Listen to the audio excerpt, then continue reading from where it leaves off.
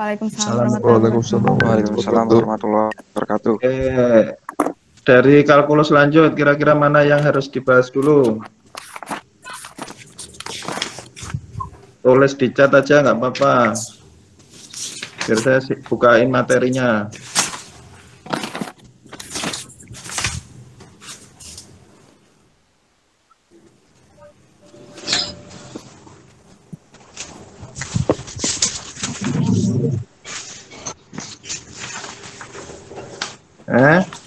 Halo? Yang ini, Pak. Turunan parsial, oke. Anda dulu matematika 2 dengan siapa? Dengan Bapak. Dengan Pak Akbar. Saya Pak Wandi. Matematika 2.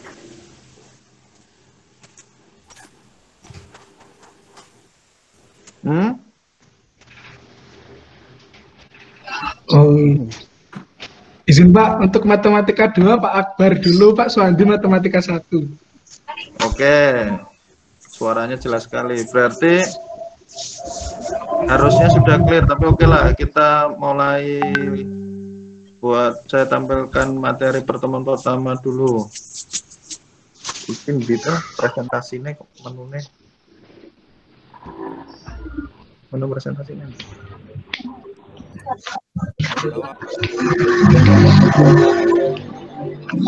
Oke. Ya, saya mulai untuk presentasi.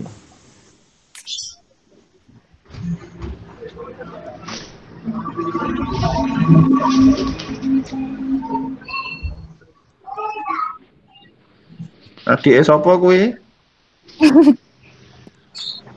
Oke, sudah terlihat?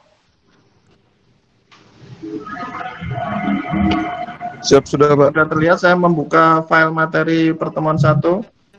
Siap, sudah Pak. Sudah ya? Sudah, Pak. Nah, Sudah Pak. saya agak cepat ya. Ini saya buka langsung ke bagian Siap, Pak. turunan parsial yang ada di halaman keberapa nih saya lupa. Oke, berarti halaman 5.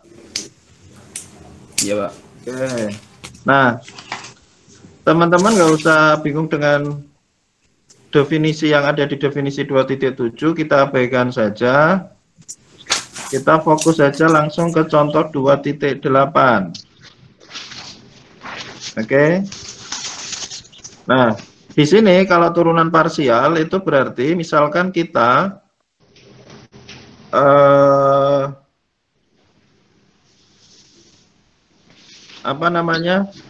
punya contoh 2.8 ini fungsi 2 variabel ya, x kuadrat y plus 3y pangkat 3. Nah, artinya kalau kita mau mencari turunan parsial pertama terhadap variabel x, berarti apa? Variabel y-nya dipandang sebagai konstanta. Ya, di sini saya mau kursor saya terlihat ya. Terlihat Pak. Terlihat Oke, Pak. kelihatan. Saya coba ambil pulpen. Nah, Kelihatan, Pak. ini kan ada fungsi x kuadrat y plus 3y pangkat 3, benar ya? Yang saya lingkarin merah. Iya, Pak. Nah, untuk turunan pertama, untuk ini kita fokus ke terhadap x dulu. Kalau kita fokus terhadap x, berarti x kuadrat y yang kita turunkan hanya x kuadratnya. Y-nya dianggap sebagai konstanta. Oleh karena itu kita dapatkan ini. Oke. Turunan pertama terhadap variabel x, turunannya x kuadrat kan 2x ya. Oke, berarti y-nya konstanta, tinggal dikalikan 2x dikali y. Nah, di sini plus 0, 0-nya apa? Karena turunan dari 3y pangkat 3 kita anggap sebagai Konstanta. Konstanta. Oke. Kemudian berikutnya kita masuk ke turunan terhadap y. berarti yang dipandang sebagai konstanta adalah variabel X. X. Nah, kita kembali ke X kuadrat Y nih. Y-nya kan hanya muncul X kuadrat Y ya. Berarti turunan Y berapa? 1. Benar nggak? Iya, Pak. Nah, turunan dari X kuadrat Y berarti X kuadrat. Karena apa? X kuadrat dikali 1. Nah, ini hasilnya. X kuadrat dikali 1. Kemudian 3Y pangkat 3, turunannya adalah ya seperti biasa waktu Anda SMA 9Y kuadrat. Oke, ada yang ditanyakan? Belum, Pak. Belum, Pak. Belum. Kita masuk ke contoh berikutnya. Nah, ini yang agak berat memang di contoh 2.9. Kalau kemarin bacanya sambil tiduran ya agak nyambung. Nah, yuk kita masuk ke contoh 2.9. Di sini saya highlight aja.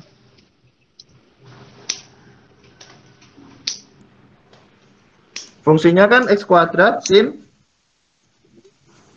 X, Y X, kuadrat. Y kuadrat. Kalau kita ingat konsep perkalian di dalam turunan fungsi biasa, Anda masih ingat ya di matematika 1 itu ada U kali V ya. Turunan dari U kali V itu apa? Misalkan saya punya U kali V. Turunannya apa? U aksen kali V. Bentar. Ini ngapusnya piye iki? Saya tak hapus saya. U aksen. Kalau tulisannya jelek mohon maaf. Kali V. Plus U V aksen. Gak muat. V aksen. Ini saya nyari undo di mana sih? Bentar. Kok enggak? Nah, saya hapus dulu ya. Boleh abaikanlah. Oke, saya mulai lagi. Berarti turunannya adalah U aksen V ditambah apa? U V aksen. U V Sudah aksen. ingat? Ya, sudah ingat ya? Ya, Pak. Nah, kita sekarang mengambil U-nya adalah X kuadrat. U sama dengan X kuadrat. Enak nulis nih papan ya.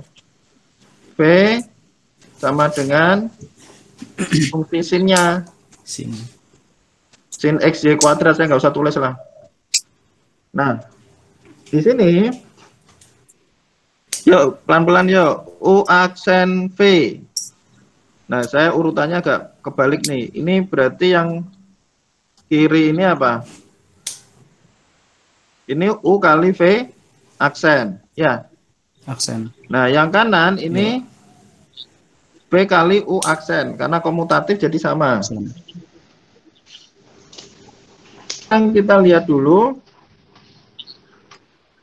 ini V aksen, ya.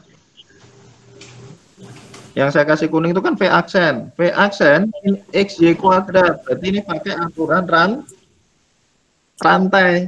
Rantai. Turunannya sin apa? Cos. Cos. Oke. Kemudian baru dicari turunan parsial terhadap X dari XY kuadrat. Nah, turunan parsial terhadap X dari XY kuadrat itu adalah Y kuadrat. Ya sudah, dikalikan saja. Nah, nanti yang sebelah kanan, turunan dari X kuadrat terhadap X ya tetap, aduh nyambung. Aduh kok nyambung.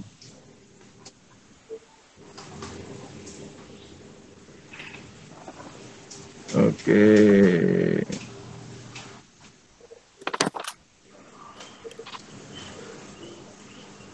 Aduh kok nyambung, ya wis lah. Ya kira-kira gitu. sejalan dengan fungsi Z yang ada di contoh 29 diturunkan terhadap variabel Y. Ini juga menerapkan apa? U aksen V, ini UV aksen plus VU aksen. Nah, kalau Anda perhatikan di sini, yang kursor saya bergerak ini, turunan X kuadrat terhadap Y kan habis ya. Nah, berarti tinggal yang sebelah kiri. Oke, ada yang ditanyakan lagi? Izin Pak, kalau fungsinya itu terdiri dari beberapa ini Pak, beberapa apa namanya? Yang banyak itu loh Pak. Apa? Yang kayak latihan soal yang nomor 3 Pak. Itu tetap Oke. diturunkan satu-satu dengan rantai, terus habis itu dijumlahkan gitu Pak. Oke, saya tampilkan lagi ya. Kita lihat soal nomor berapa? Nomor 3 Pak. Jabarkan penyelesaian contoh 2.10 mengikuti pola atau langkah contoh 2.9. Oke, saya buka 2.10 ya. Iya Pak. Oke. Nah, saya kembali dulu ke 2.9. 2.9 ini kan penjabarannya pakai aturan apa ini namanya? Rantai. Perkalian dan aturan rantai ya. Iya. Nah, kalau Anda cermati di statement saya sudah saya sebutkan. Nih, berikut diberikan contoh turunan parsial dengan menerapkan secara implisit aturan rantai turunan parsial dan aturan perkalian. Itu yang saya maksudkan.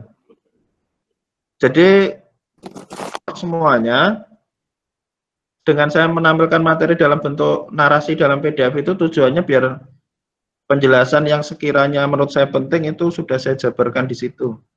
Cuma kadang-kadang tidak cukup menarik untuk dibaca. Nah, ini aturan rantai turunan parsial dan aturan perkalian.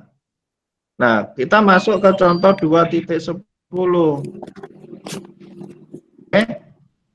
Ini kan sampai turunan parsial kedua ya. Ini juga sama. Misalkan nih saya kasih contoh aja ya. Ya Pak. XE pangkat Y. Saya highlight kuning terlihat? Terlihat Pak. Oke. XE pangkat Y Anda turunkan terhadap X, itu kan E pangkat Y. Kalau Anda turunkan terhadap Y, jadinya XE pangkat Y. Karena turunan E pangkat Y tetap E pangkat Y. Ini sebenarnya menerapkan aturan perkalian, sebenarnya. Iya. Tetapi cukup mudah untuk diselesaikan langsung, ya kita bisa langsung. Nah, kalau aturan rantai, itu contohnya di sini. Yang sin X per Y. Nah, kita lihat turunan terhadap X. Sin turunannya apa? Cos. Cos. Buletin merah. Oke, kita masuk ke sin X per Y sebagai contoh aja. Turunannya sin adalah cos. Sedangkan X per Y turunan terhadap X adalah seper Y. Nah, itu aturan rantai. 2.10 memang sengaja saya kasih instannya agar Anda kerjakan secara lengkap dengan seperti contoh 2.9. Kira-kira begitu. Oke, bisa dipahami? Izin Pak, berarti yang fungsi di dalam sinnya itu nggak perlu pakai yang U per V itu Pak? Langsung aja? Pakai rantai saja. Oh iya Pak. Karena gini Mbak, X per Y kalau diturunkan terhadap X-nya konstan. X per Y kalau diturunkan terhadap Y berarti X-nya konstan. Jadi kalau diturunkan terhadap Y itu dipandangnya sebagai X kali seper Y, kira-kira gitu. Jadi nggak usah pakai aturan U per V. Ya Pak. Jadi kondisional, tiap kasus bisa macam-macam. Oke ya. Ada lagi pertanyaan? Izin Pak, boleh ke kamar mandi Pak? Sopo iki, Tegar. Yang kamar mandi siapa? Yazid, Pak. Oh, Yazid. Oh ya, silakan Mas Yazid. Makasih, Pak. Kamar mandinya yang jauh nggak dari kebun, jangan-jangan? Ya wes. Oke.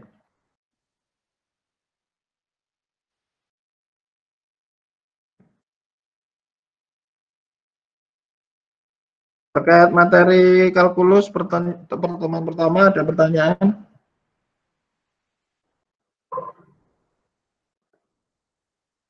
Izin Pak, izin bertanya lagi Pak. Hmm. Untuk sketsa yang ini Pak, yang digambar itu kan bentuknya apa? Elips ya Pak? Bentuknya persis dengan contoh yang saya kasih di mana? Di gambar itu Pak. Kok hilang sih? Bentar. Bentar, Mbak. Di forum kan sudah pernah saya kasih penjelasan ya? Iya Pak. Nah, itu bentuknya persis seperti contoh 2.4. Persis. Iya Pak. Itu lingkarannya itu dari Nah, mana ya Pak? Kok persamaannya seperti itu Pak? contoh berapa? 2.4? Iya. Nah, oke. Bentar, saya tak buka filenya dulu.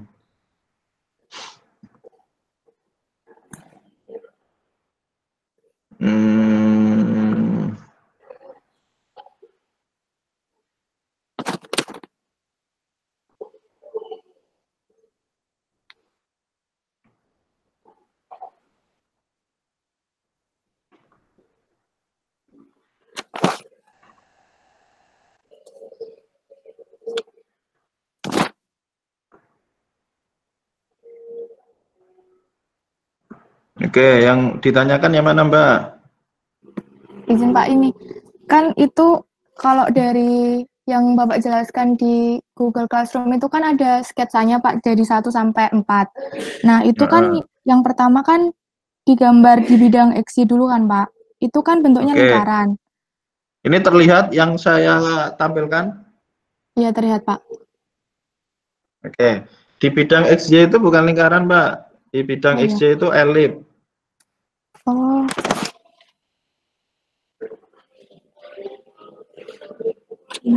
Nah,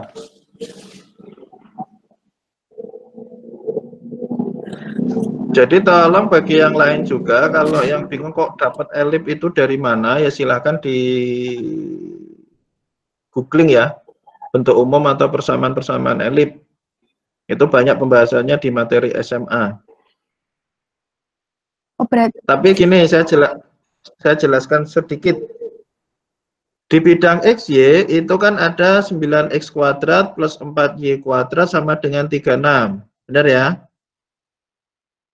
Nah, bisa menjadi ruas kanan yang kursor saya bergerak. Ini adalah semua ruas dibagi 36. Oke. Nah, ini x kuadrat per 4 bisa saya nyatakan sebagai x kuadrat per 2 kuadrat. Itu artinya apa? Artinya adalah bentuknya sumbu minornya 2 atau di sumbu X-nya 2, sumbu mayornya 3. Sumbu mayor itu sumbu yang lebih panjang. Dalam konteks ini elipsnya elips vertikal. Karena dia lebih panjang di sumbu Y. Oke. Nah, berikutnya di bidang YZ. Di sini saya beri keterangan Z-nya harus positif karena dalam bentuk akar. Nah, sehingga kita juga ketemu elip, Y-nya di sumbu Y-nya 3, di Z-nya 2, tapi setengah elips. Karena Z-nya harus positif. Sedangkan di bidang XZ atau Y sama dengan 0, dia berbentuk setengah lingkaran. Karena apa? Memang persamaannya persamaan lingkaran. Oke, ada pertanyaan?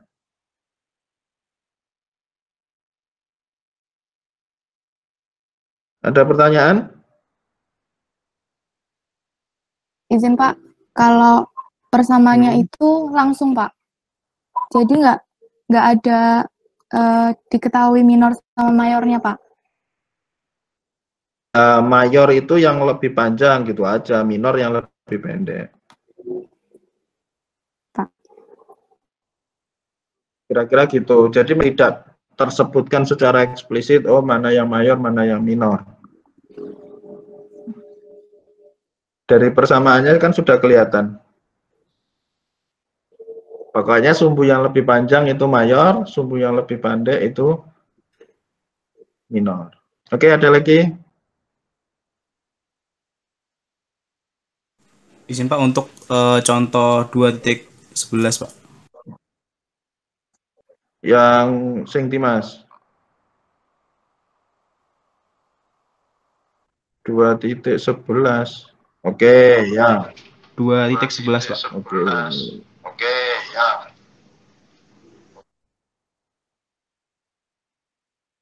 Ya, 2.11 kenapa?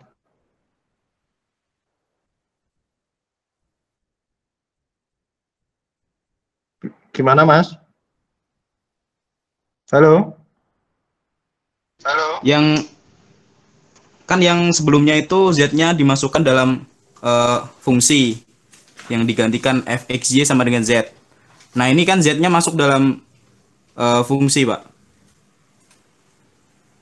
XYZ itu, Pak.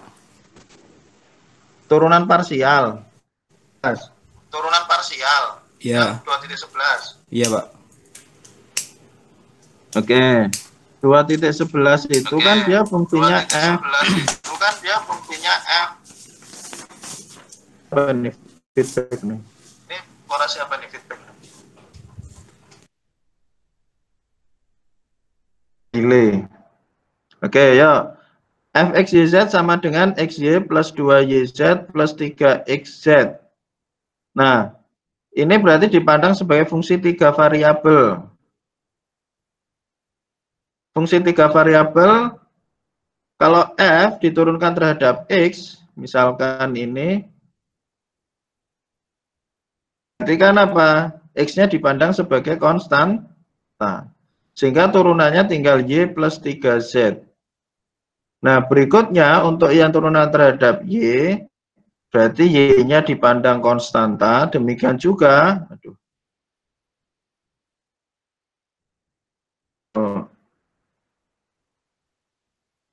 ya wes lah. Demikian juga untuk yang fz, turunan terhadap z-nya, berarti z-nya dipandang sebagai bisa masuk ke dalam ingat, tapi secara interpretasi geometri di dimensi kita hanya bisa menumpang adalah menerjemahkannya di bidang XY. Sekalinya kita bisa lihat untuk interpretasi geometrisnya ya seperti yang ini di contoh 2.6 tahu ditumpuk ya. Nah, gitu. Jadi di domain ya nggak usah dipusingkan, ya memang givennya seperti itu. Oke, ada pertanyaan?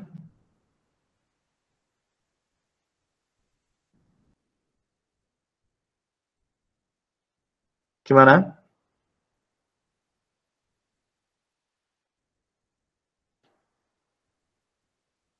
Ya wes.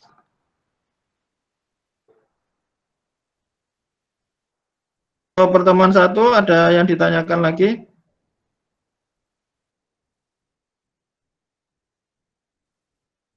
Siap belum, Pak?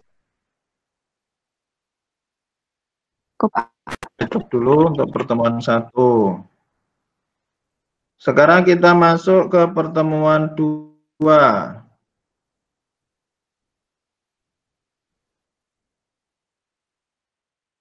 Tanyakan.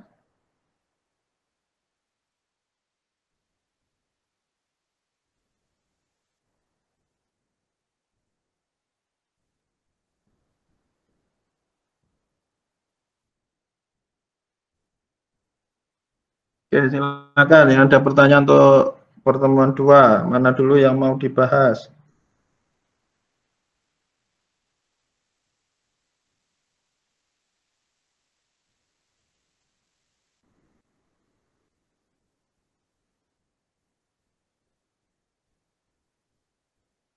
Ini ada yang keluar satu, siapa ini?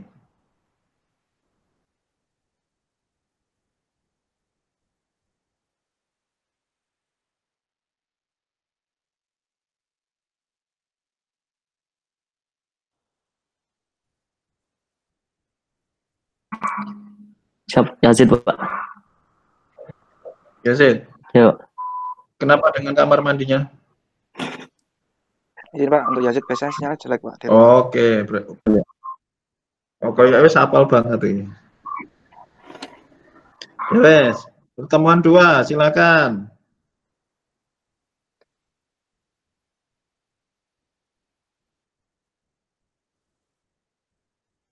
Ini Anteng ini bingung apa ngerti ini? Ya.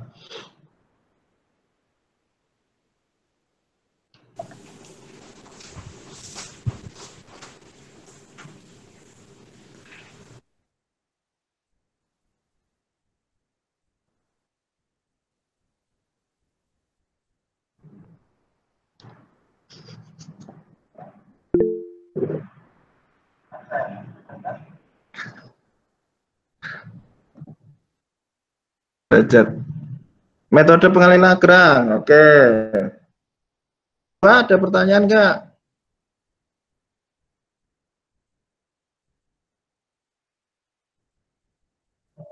Belum, parsial kedua. Oke, ya, sambil jalan ya. Saya buka file dong apa itu.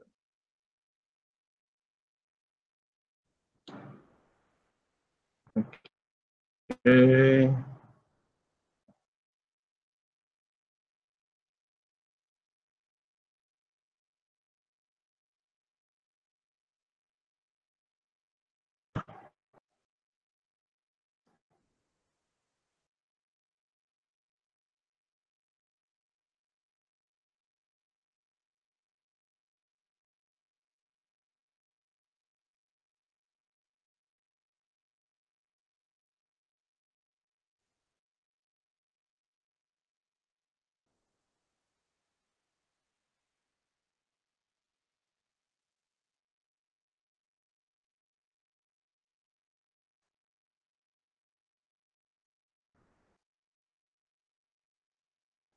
Oh, ada kendala teknis.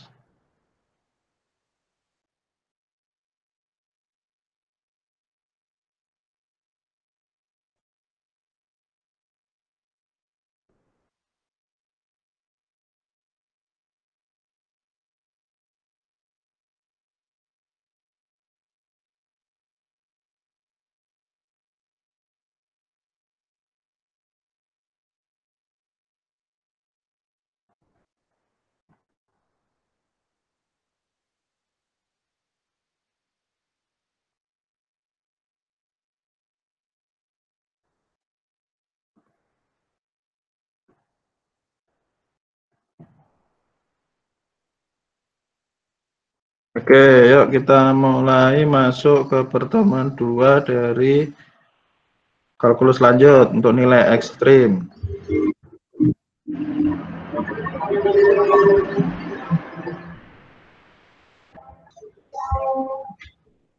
Mana nih? Duh, kok nggak ada? Bentar. Nggak ada.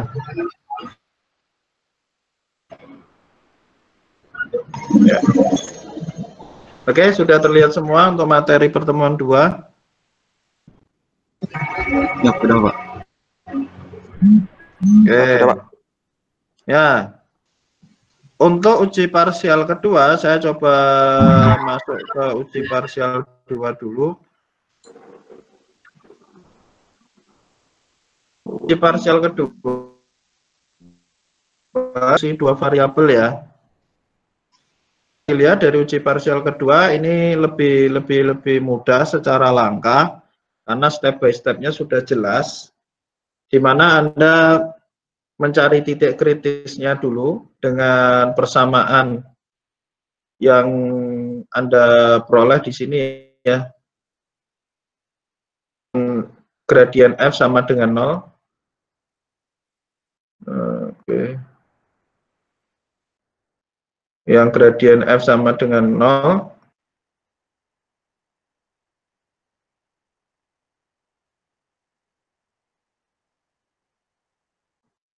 Oke, nah dari gradien F sama dengan 0 di sini nanti Anda akan dapat titik-titik kritis. Kami titik-titik kritis ini bisa lebih dari 1. Jadi tidak harus apa, yang paling gampang memang ketemu 1 ya. Tetapi banyak contoh yang nanti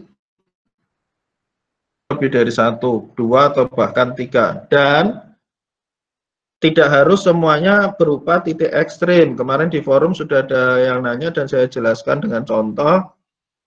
Semisal fungsi y kuadrat min x kuadrat, itu kita ketemu titik ekstrimnya cuma, titik kritisnya cuma 1, yaitu 0,0. Tetapi titik kritis tersebut dia titik plana. Nah, interpretasinya kenapa latar belakangnya disebut sebagai titik plana, karena dia menghasilkan grafik atau permukaan surface yang dihasilkan berupa pelana kuda. Makanya untuk kondisi nilai D kurang dari 0 dia disebut sebagai titik plana. Oke.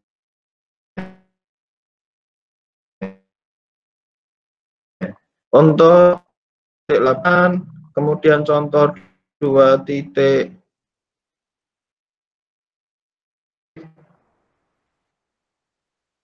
3 ya. Dari 3 contoh uji parsial kedua ada pertanyaan nggak?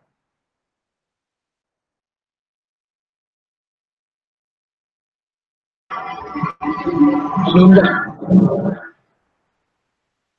Belum, Pak. Oke, untuk parsial kedua nggak ada pertanyaan ya. Nah, di sini untuk saya akan fokus langsung ke 2.10.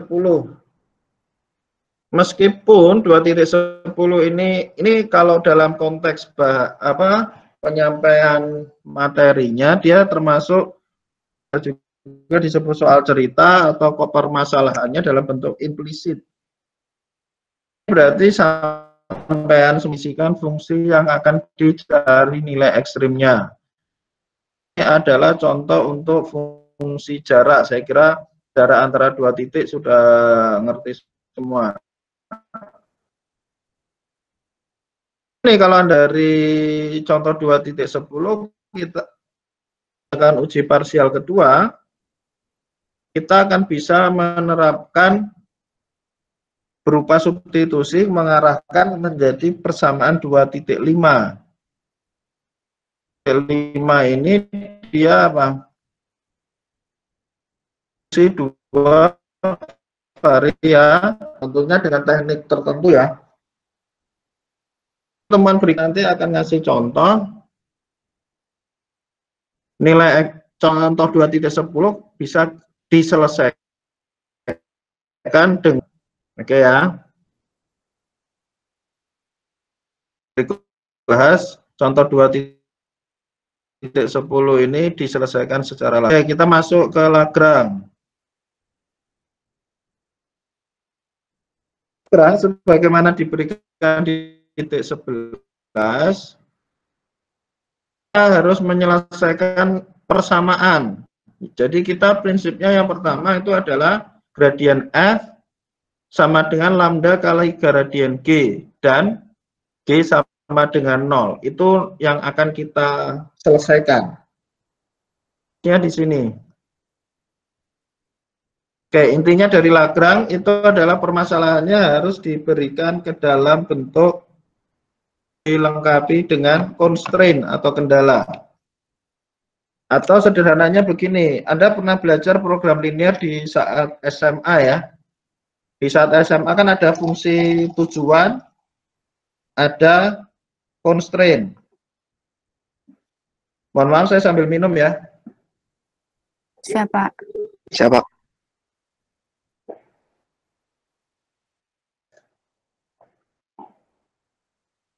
Oke. Waktu SMA ketika kita belajar program linier, itu kan ada fungsi tujuan, ada kendala. Nah, kalau konteks di sini untuk multivariabel ini memberikan constraint-nya fungsi tujuannya itu adalah F. Karena statementnya di sini untuk menentukan nilai ekstrim dari F dengan kendala adalah membentuk persamaan yang ada di tengah yang saya highlight kuning. Oke. Nah, di narasi di sini di bawahnya teorema 2.11 saya sudah berikan contoh yang dibahas. Ini baru fungsi dua variabel dulu. Meskipun pengali Lagrange ini nanti bisa mengeneralisir nilai ekstrim untuk fungsi 3 variabel atau lebih. Variabel aja dulu lah, 4, 5 nanti sampai ngos-ngosan. Nah, termasuk di sini saya kasih batasan yang dibahas di pertemuan 2, kendalanya dalam bentuk eksplisit. Jadi masih relatif sederhana sebenarnya. Pertemuan berikutnya saya akan generalisir contoh Lagrange yang kendalanya implisit seperti contoh 2.10 tadi. Ya. Dan juga fungsi untuk yang 3 variabel atau lebih, termasuk dengan kendalanya lebih dari 1. Oke, kita masuk di contoh 2.12. Sampai sini ada pertanyaan dulu? Belum, Pak. Belum, Pak. Oke. Nah, contoh 12 ini sebenarnya bunyi asli soalnya itu adalah tentukan luas maksimum dari segi 4 yang memiliki diagonal 2. Soal aslinya bunyinya demikian. Jadi untuk contoh 2.12 ini sebenarnya adalah, saya ulangi lagi, berapa luas maksimum yang dapat dibentuk oleh suatu segi 4 dengan panjang diagonal 2. Tetapi ini saya terjemahkan dulu ke dalam bentuk fxy, fungsi f-nya adalah x kali y. X kali y ini kan luas dari segi 4 ya, lebar. Nah, g-nya ini saya turunkan dari kendala panjang diagonal 2. Nah, kalau misalkan Pak belum nyambung, nanti saya jelaskan di pertemuan berikutnya. Oke ya, untuk interpretasinya atau penyajian kendala dalam bentuk implisit.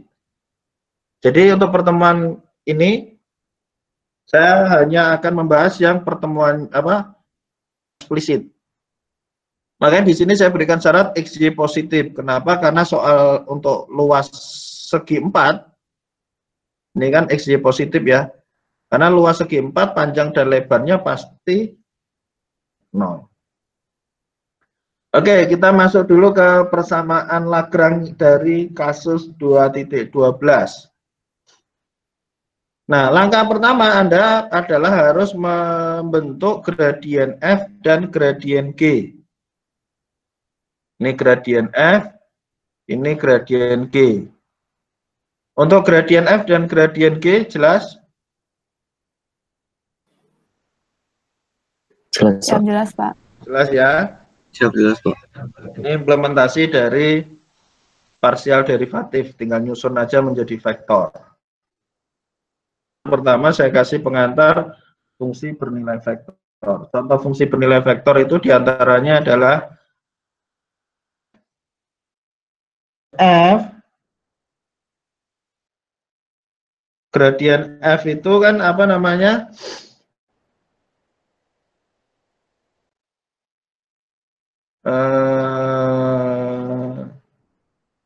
matris dipandang sebagai kemiringan Nah, saya nggak tahu dulu di matematika 2 saya udah bersama. Tapi prinsipnya sejalan dengan gradien garis singgung kalau kita bicara fungsi satu variabel. Berikutnya di persamaan 2.7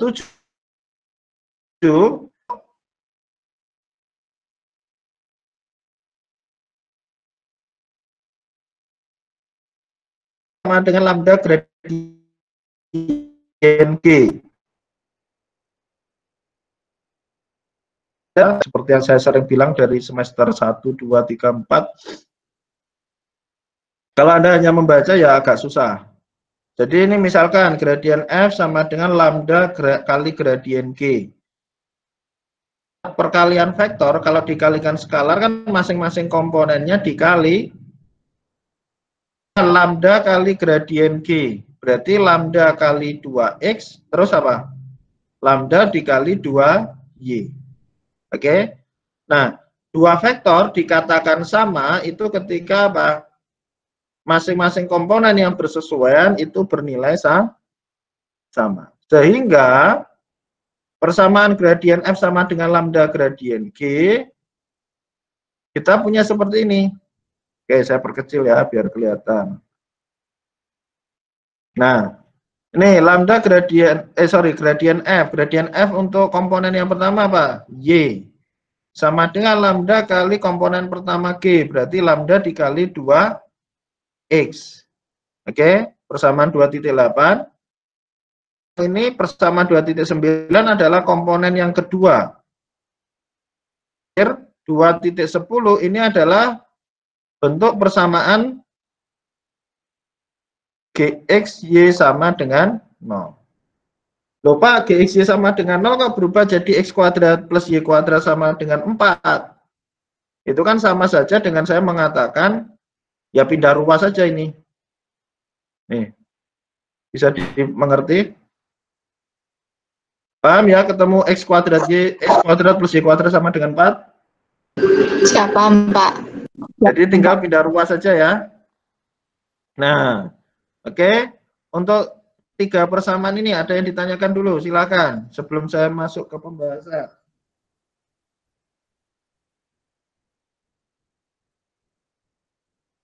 Nah, oke. Kalau nggak ada, saya lanjut. Dalam saya lupa setelah contoh ini kalau tidak salah saya sampaikan diagram itu membutuhkan analisa atau keterampilan khusus dengan sistem persamaan. Kenapa demikian? Karena ini agak berbeda dengan uji parsial kedua. Uji parsial kedua Anda cukup mudah dengan tahapan-tahapan yang tersedia. Kalau harus pandai bisa kasusnya, seperti halnya di dalam persamaan 2.8 sampai 2.10,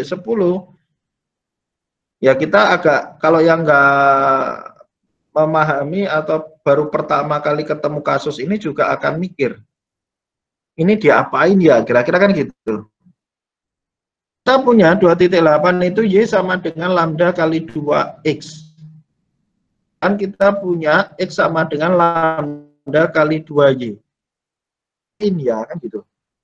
Nah, makanya triknya untuk yang contoh ini adalah Anda mengalihkan 2.8 dengan Y.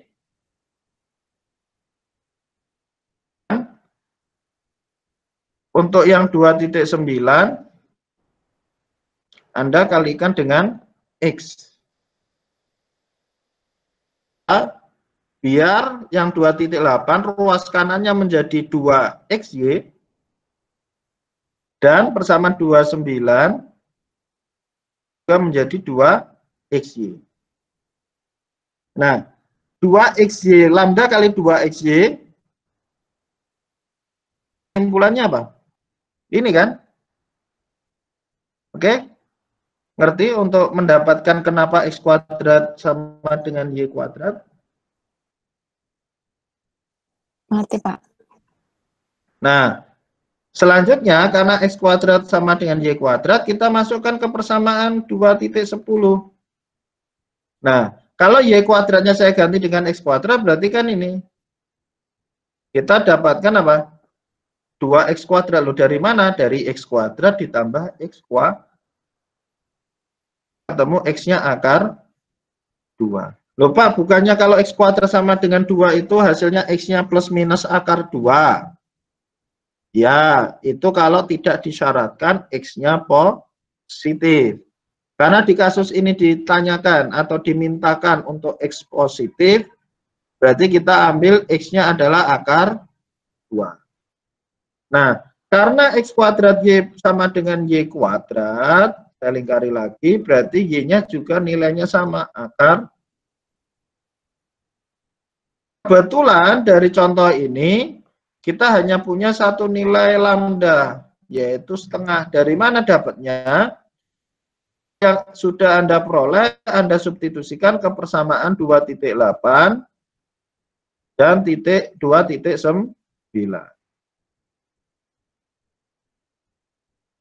Kira-kira begitu.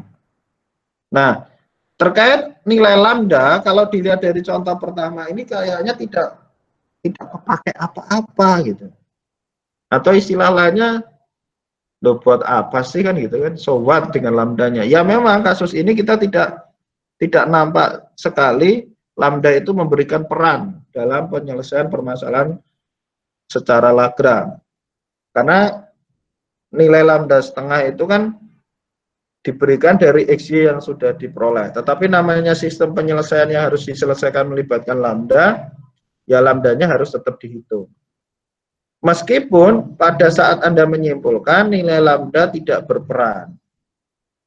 Nah, nilai maksimum dari 2.6 atau fungsi X kali Y tadi adalah 2. Kenapa? Ya, X-nya akar 2, Y-nya akar 2. Sama dengan 2. Nah, kalau di soal aslinya berarti mengatakan luas maksimum dari segi 4 adalah 2. Bentar ya, selingan ada tukang tahu lewat. Oh ya, yes. Ya, oke. Ya, makasih, maaf info iklan lewat tukang tahu. Lanjut. Nah, sekarang mau tekan apa mau? Ya, luas maksimumnya akar 2 kali akar 2 atau nilai maksimumnya. Nah, kemarin ada pertanyaan di forum, Pak, itu apakah terkunci itu dia maksimum? Nah, untuk kasus yang pertama ini terkunci maksimum karena apa? Di soal aslinya kan luas maksimum. Tapi kalau secara konteks permasalahan ini karena XY positif, berarti nilai minimumnya tentu sudah jelas ketika X-nya sangat dekat dengan 0, Y-nya sangat dekat dengan 0. Yang kita tidak tahu berapa nilainya itu. 1 kali 0,1 atau bilangannya sangat kecil lagi. 10 pangkat min 1000 kali 10 pangkat min 1000 kan bisa. Oke ya, jadi konteks kasus pertama ini hanya nilai maksimum. Karena secara alamiah tanpa harus disebutkan nilai minimumnya adalah ketika X dan Y-nya masing-masing sangat dekat dengan bilangan 0. Oke, ada pertanyaan? Sampai sini dulu.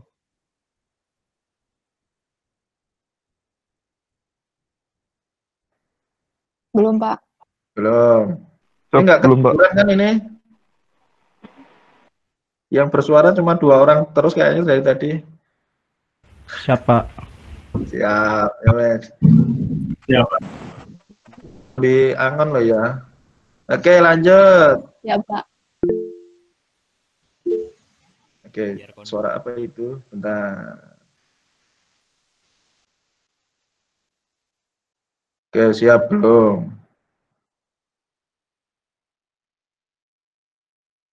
Irfan masih monitor kayaknya. Sehat, Van? Ya, kita lanjut ke contoh berikutnya. Nah, ini yang perlu saya garis bawah ini. Nih, saya highlight kuning. Kadangkala diperlukan juga kemampuan analisa tertentu pada saat proses menyelesaikan permasalahan yang diberikan dengan metode pengali Lagrange. Yuk, kita masuk ke contoh berikutnya. Contoh berikutnya ada fungsi y kuadrat min x kuadrat dengan kendala 4y kuadrat min 4 sama dengan 0. Di akhir pembahasan atau di bawah contoh 2.13 saya sudah mengatakan bahwa dari contoh 2.13 itu kayak gini loh. Kita punya y kuadrat min x kuadrat. Nah, di situ domainnya kita batasi pada elips. GXY ini bentuknya elips ya. Sambil coret-coret di gambar. Jadi kayak misalkan kita surface kan bentuknya begini. Ini kan kalau nggak salah dia berupa paraboloid. Y kuadrat min x kuadrat. Ini ada permukaan di atas. Nah, di bawah ini bidang XY. Nah, bidang XY-nya hanya dibatasi pada sebuah elips. Atau Anda bisa lihat gambar yang saya berikan, ilustrasi global maksimum, lokal maksimum yang ada di pertemuan pertama. Ada permukaan di atasnya, domainnya dibatasi kotak kalau di materi pertemuan sebelumnya. Nah, di sini domainnya itu dibatasi sebuah elips. Oke, nanti untuk yang bentuk-bentuk ada geometrisnya saya akan bahas di pertemuan berikutnya. Nah, sekarang kita bahas saja dulu given nih, given y kuadrat min x kuadrat. Kendalanya x kuadrat plus 4y kuadrat min 4 sama dengan 0. Yuk, kita langkahnya sama dengan sebelumnya. Berarti apa? Membentuk gradien f dan gradien x adalah kita mengkonstruksikan persamaan adalah gradien f kali lambda gradien g dan juga g sama dengan 0. Persamaannya ini dari 11, 214, 215. Prosesnya mirip dengan sebelumnya. Nah, keterampilan khususnya di sini adalah kita melihat fokus pada persamaan 2.15. Saya mengatakan di sini apa? Nilai X dan Y menurut persamaan 2.15 dia tidak mungkin sekaligus bersama-sama bernilai 0. Kenapa? Coba Anda cek. Kalau misalkan X kuadrat saya, oke maaf saya lain. Waduh, wis kadung. Gak iso di ini ngapusnya gimana ya? Nah, udah. Nah, misalkan nih sorry. Kuadratnya 0. Saya fokus dulu ke persamaan 2.15. Dan Y kuadratnya juga 0. Mungkin nggak persamaan 2.15 berlaku? Kan tidak mungkin. 0 tambah 0 kan tidak mungkin sama dengan 4. Oleh karena itu, dari persamaan 2.15 kita punya kesimpulan, oh, X-nya bisa 0, tapi Y-nya tidak 0. Atau 0, saya balik gak sih? Oke, saya ulang ya. Kalau X-nya tidak 0, berarti Y-nya boleh 0. Demikian juga sebaliknya, kalau Y-nya yang 0, berarti X-nya tidak boleh 0. Kira-kira seperti itu. Makanya di sini saya highlight kuning, nilai X dan Y, ini yang statement ini, nilai X dan Y tidak dapat sekaligus bernilai 0 secara bersama-sama. Sehingga kita harus membagi penyelesaiannya menjadi dua bagian, yaitu saat X tidak sama dengan 0 dan Y tidak sama dengan 0. Oke, sampai sini ada pertanyaan? Siap belum, Mbak? Belum. Belum, Mbak. Lanjut. Belum, Mbak. Untuk X tidak sama dengan 0. Ya, kondisi pertama. X tidak sama dengan 0 berarti persamaan 2.13 yang ini. Oke. Nah, sebelum saya lanjutkan. Berbeda dengan contoh sebelumnya. Kalau contoh di sini kita punya nilai lambda itu mempengaruhi hasil penilai perhitungan. Gitu ya. Nah, ini lambda sama dengan min 1 dari mana? Dari min 2x dibagi 2x. Perhitungan biasa ini, matematika biasa. Lambda sama dengan min 1, kita masukkan ke persamaan 2.14. 2y sama dengan min 1 kali 8y. 2y min 8y kan gitu. 2y sama dengan min 8y. Kalau dipindah ruas berarti 2y ditambah 8y. Jadilah 10y sama dengan 0. Nah, 10y sama dengan 0 itu kan berarti mau tidak mau y-nya satu-satunya yang memenuhi adalah y sama dengan 0. Oke. Berarti kita punya x-nya tidak 0, y-nya sama dengan 0. Masukkan ke persamaan 2.15. Ketemulah hasil ini. X-nya plus minus 2. Berarti kita punya 2 titik kritis. Yang sama kita dapatkan untuk Y tidak sama dengan 0. Oke. Izin Pak, izin tanya Pak. Oke. Izin Pak.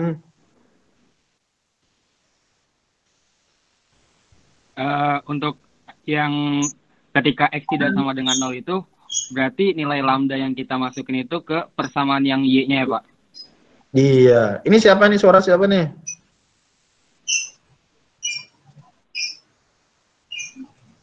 Halo? Lutfi Pak. Lutfi Pak. Oh Lutfi. Oke. Ya Mas Lutfi. Suara Lutfi Pak. Jadi kalau kasus tadi kita di contoh sebelumnya. Jadi kalau misalnya kita mau cari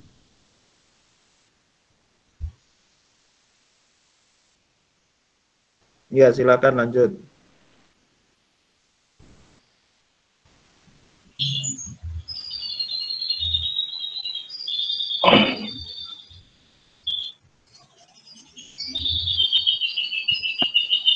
itu Pak, kalau kita mau cari untuk pertama kan X tidak sama dengan 0, berarti nilai lambdanya itu kita masukin ke persamaan yang Y ya Pak? Ya. Untuk dapat Y. Untuk maksud harus dapat Y sama dengan 0 Pak? Dalam kasus ini kebetulan Y-nya 0.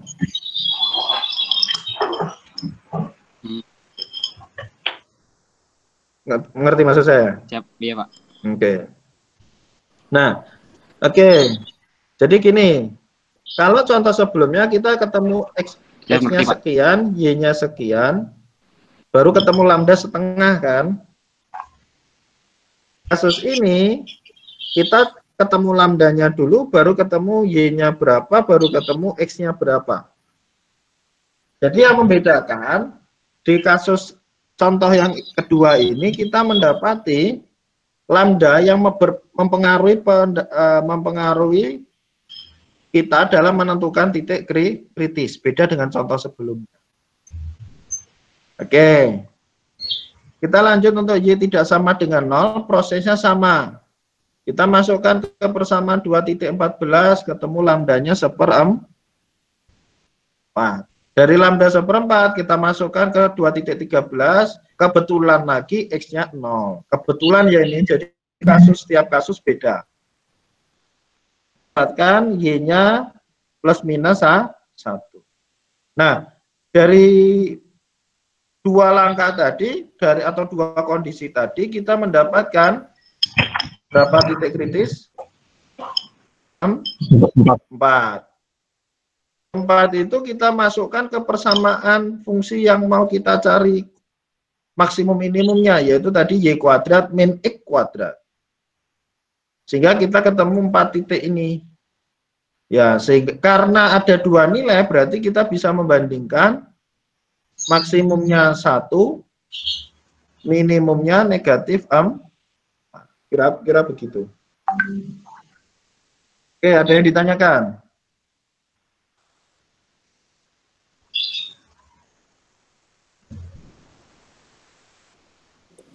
Siap belum, Pak? Untuk Lagrange, ada pertanyaan?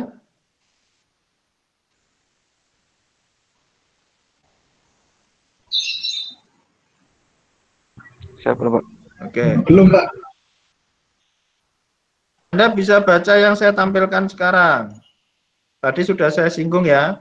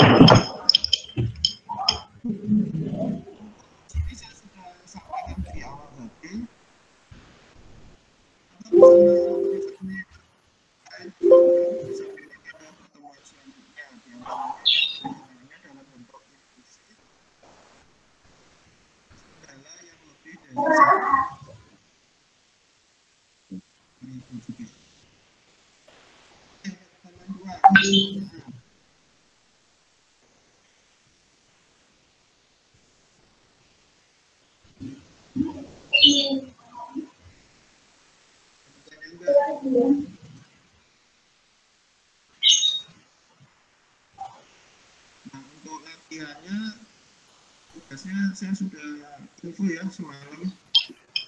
1 AB dan 2 AB.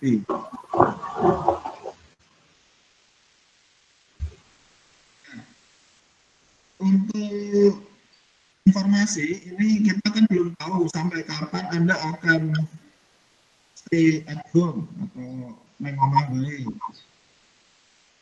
Nanti ada kemungkinan tugas akan saya minta untuk dikirim ke Jakarta. Terserah mau, kalau bisa scan ya scan, tapi kalau nggak bisa ya mungkin nanti ada 5 kali tugas dikirim. Izin Pak, suaranya yang jelas Pak. Kurang jelas. Halo? Nah, karena kalian teman-teman belum tahu sampai kapan ada di rumah, ya ada kemungkinan tugas nanti dikirim. Entah nanti ini kan sudah minggu keempat ya, akhir April atau sebelum UTS. Nah, makanya kalau boleh saran, tugas-tugasnya dicicil dari sekarang, biar nggak kelakukan kaget di akhir, gitu ya. Siapa? Dan Anda diskusi silakan, mau jarak jauh saya kira grup WA juga aktif terus. Kecuali Yazid sinyalnya. Oke, untuk kalkulus lanjut, ada pertanyaan?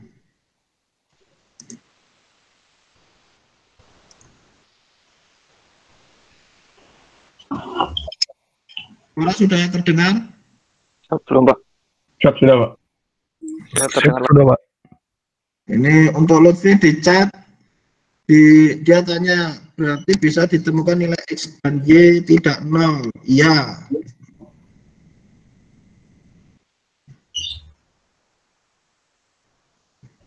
Tergantung permasalahan.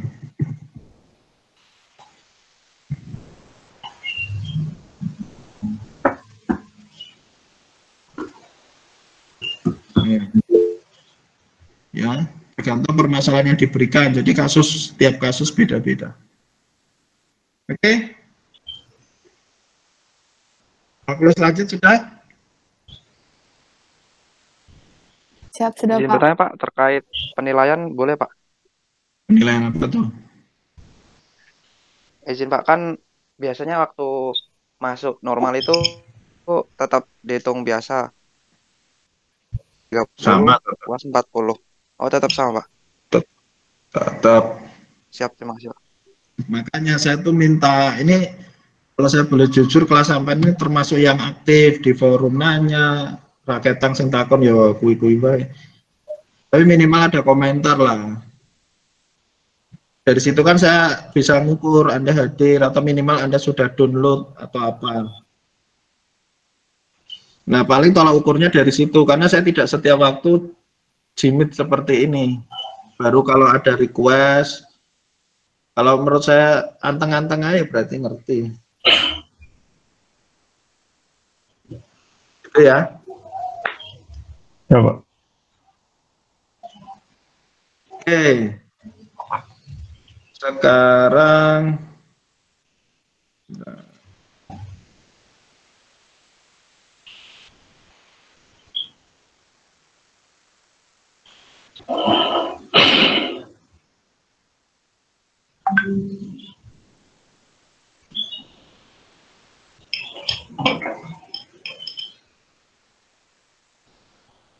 ada yang ditanyakan lagi?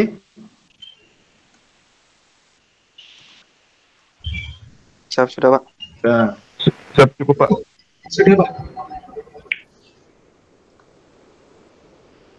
Berarti kita masuk ke numerik.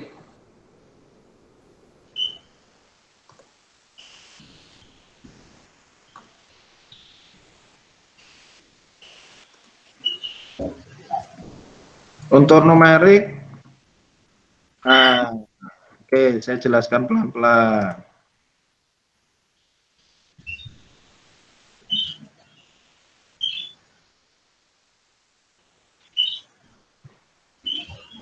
Oh ya, karena kita baru 2 tatap muka, sedangkan ini sudah masuk minggu ke, yang minggu kemarin kan minggu ketiga ya. Berarti mungkin nanti saya pelan-pelan ada 1 minggu 2 materi. Ketika sudah mulai masuk ke sangat teknis. Oke ya. Nah, untuk kalkulus lanjut dulu, saya mumpung ingat. Kalian masih nyimpan materi integral lipat 2 dari saya waktu matematika 2? Izin Pak, di kosan Pak. Di kos, Pak. Di kos. Izin, Pak. Di kos, Jalan, Pak. Pak. Jalan, Pak. Ya wes, nanti saya share PPT saya yang lama ya. Siapa? Siapa? Siapa? Siapa? Karena nanti kalau nilai ekstrim kita masuk ke integral lipat. Jadi basic untuk keduanya harus bahas dulu atau belajar mandiri.